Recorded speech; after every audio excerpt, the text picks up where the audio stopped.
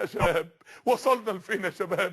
انا عايز اقول لك يا بنتي، عايز اقول لك يا حبيب قلبي، انا احكي لك قصه حياتك، احكي لك قصه حياتك اللي هتشوفها صوت وصوره لو ما صلحتش الوضع بسرعه، صوت وصوره ساعه العرض على الله. احكي لك قصه حياتك كلها خمسات. اول 5 سنين في حياتك كنت لسه طفل صغير، كل قضيه حياتك البامبرز وكابتن ماجد وجريندايزر والرضعه كان دي كل حياتك.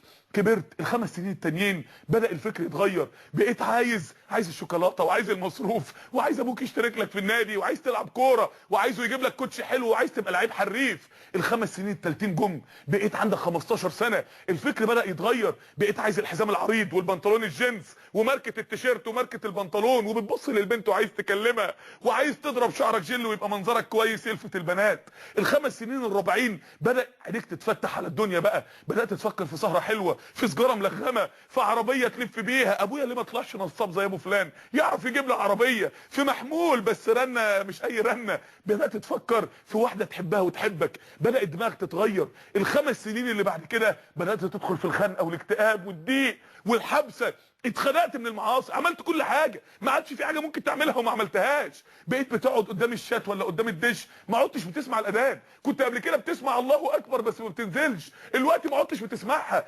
اتختم على ودانك. اخاف احسن يتختم على قلبك. وصلت للمرحله الخطر، مرحله انك انت ربنا هتحرمك انك تسمع كلمه الله اكبر.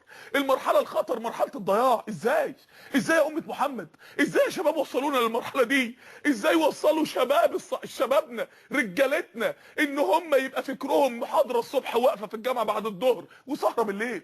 ازاي وصلوا البنات انها تمشي بالشميز والبنطلون الجينز في الشارع؟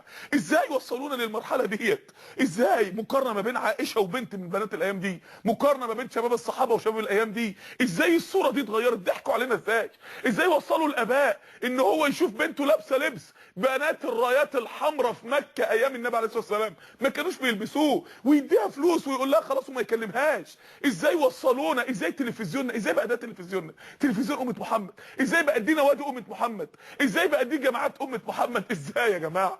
ازاي يا شباب؟ يا جماعه سلسله على فين يا شباب؟ سلسله قاطره انقاذ، قاطره. السلسله دي باذن الله مقدمه قاطره، العربيه اللي في اول قاطره طويله، لو مشينا مع بعض ان شاء الله هنكمل مع بعض لسه باذن الله. ربنا احيانا حاجات كتير. الطريق طويل يا شباب عشان الغيبوبه دي نفوق منها، الطريق طويل يا شباب عشان نرجع نعكس الوضع بقى، النكسه اللي حصل دي نرجع زي زمان زي الصحابه. الطريق طويل، سد الفجوه ما بين زمان وما بين الوقت فجوه رهيبه. الطريق طويل يا شباب.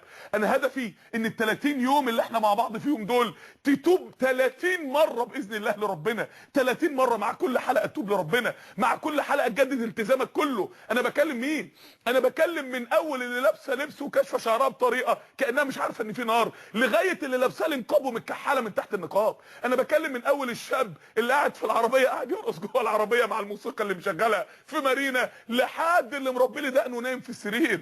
انا بكلم مين؟ انا بكلم الشباب اللي قدموا اعتذار رسمي لرسول الله صلى الله عليه وسلم لما اتشتم، قالوا له معلش يا رسول الله مشغولين، الدوره الافريقيه، بعدها الدوري العام، بعدها تصفيات ستار اكاديمي، بعدها الامتحانات، بعدها المصايف والصيف ما يتعوضش. قدموا اعتذار رسمي لرسول الله صلى الله عليه وسلم.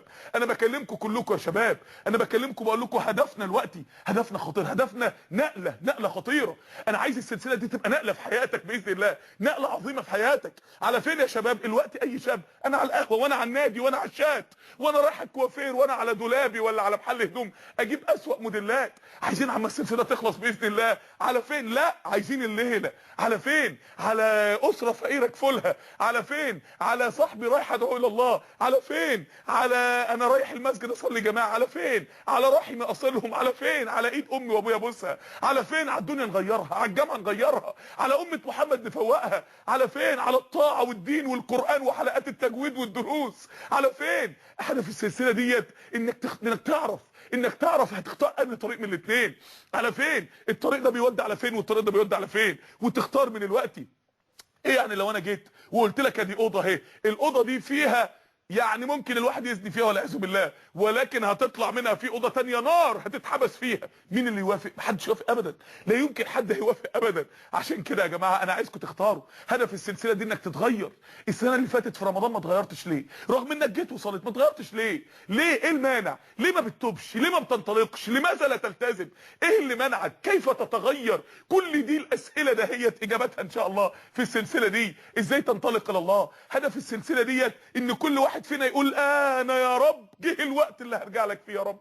هدف السلسله دي انك ما تندمش. ما حدش يندم لما يشوف قصور الجنه ورياض الجنه، ما يندمش انه حرم نفسه منها في الدنيا. هدف السلسله دهيت، هدف السلسله ديت ان يحصل نقله في حياتنا، يبقى 24 ساعه في حياتنا على فين يا شباب؟ على ربنا. عاوزك يا رب، عاوزينك يا رب. هدف السلسله دي انك تاخد قرار، انك تاخد قرار. اللي مش محجبه تاخد قرار، اللي مش ملتزم ياخد قرار، الملتزم اللي ما فيش ولا واحد التزم على ايده لغايه دلوقتي ياخد قرار، المنقبه اللي نايمه في بيتها وملتزمه سلبيه، الاخوات على ما تفرج ياخدوا قرار. امراه فرعون خدت قرار، اتخلت عن لقب سيده القصر الاولى وخدت سيده الجنه الاولى مع 3 نساء، 4 نساء كملوا في تاريخ البشريه. قاتل الماء خد قرار، ساب وطنه وبلده وكل حاجه وراح لربنا. امراه عمران خدت قرار، قدمت اغلى ما تملك لله، قدمت بنتها مريم لله سبحانه وتعالى. هدف السلسله رمضان مش موسم طاعه بعد كده 11 شهر نعصي ربنا نضيع حسنات شهر. رمضان يا جماعه موسم ان احنا نقف مع نفسنا وناخد قرار، تغيير فكر ووجهه وطموح. انا عايز طموحك يتغير، انا عايز كل حاجه فيك تتغير، انا عايز كل حاجه في نظرتك وبصيرتك ورؤيتك وارائك وطموحك وافكارك ومنهجك ورسالتك في الحياه تتغير. عايزين نتغير يا شباب. السلسله دي طوق نجاه، طوق نجاه باذن الله سبحانه وتعالى. انا مش هسيبك. انا لو اختي عايزه تخرج من الباب وبره الباب حفره نار، مهما قاومتني مش هسيبها، مش هسيبها تضيع نفسها. انا مش هسيبك. لو انت مش عايز تيجي انا اللي هجيلك، احنا اللي هنجيلكوا يا شباب. هدف السلسله ديت ان كلنا يوم القيامه على حوض رسول الله صلى الله عليه وسلم نبقى كلنا مع بعض واحنا رايحين للنبي، نشرب كلنا مع بعض من حوض النبي، ندخل كلنا مع بعض ان شاء الله من الفردوس الاعلى، نروح كلنا مع بعض ننظر لوجه الله الكريم، كلنا نبقى صحبه في الجنه زي ما كنا صحبه في الطه في الدنيا. هدف السلسله ديت هدف كبير قوي قوي يا شباب، قوي والله. احنا دلوقتي في قافله انطلقت الى الله سبحانه وتعالى، قافله لانقاذ شباب امه محمد. لازم كله يشارك، لازم كله يبقى معانا. يعني انا دلوقتي عايز انقل لكم قصه، لما يعني قصه مبهره تبهر اي انسان. قصه واحده اسمها ام كلثوم. عارفين ام كلثوم؟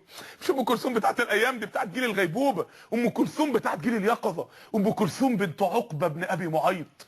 ام كلثوم دي يا شباب كانت بنت فتاه ضحت بكل حاجه عشان ربنا. يا ترى ضحت ازاي وربنا اداها ايه؟ ام كلثوم كانت بنت عقبه بن ابي معيط.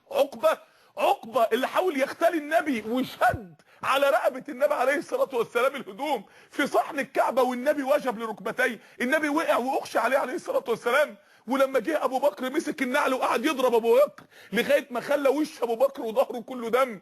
وعقبه بن ابي معيط اللي قعد يضرب بظهر رجليه ظهر الرسول صلى الله عليه وسلم، وبايديه يرجع راس النبي عليه الصلاه والسلام لورا في صحن الكعبه عشان يموت رسول الله. عقبه اللي قام جاب صلى الجزور وقام حطه على راس رسول الله صلى الله عليه وسلم، والرسول في صحن الكعبه عليه الصلاه والسلام، رسول الله في صحن الكعبه بيصلي وبيسجد لله. عقبه بنته تتوب وتلتزم وتسلم، بنت عقبه بن ابي معيط. وعقبه ده مش عقبه، ده عقبه. بنته اسلمت، دخل في قلبها نور الايمان.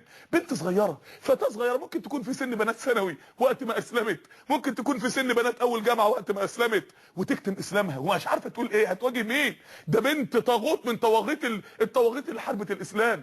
وتمر الايام ويجي الهجره ويهاجر الصحابه ويسيبوا مكه وتفضى عليها مكه ومش عارفه تعمل ايه، ويجي بدر ابوها يتقتل في بدر عليه لعنه الله، مش عارفه تعمل ايه. دخلت في سن الجواز، بدا العرسان يتقدموا لها. يا ام كلثوم، يا ام كلثوم هتوافق على مين؟ مش هتوافق على حد.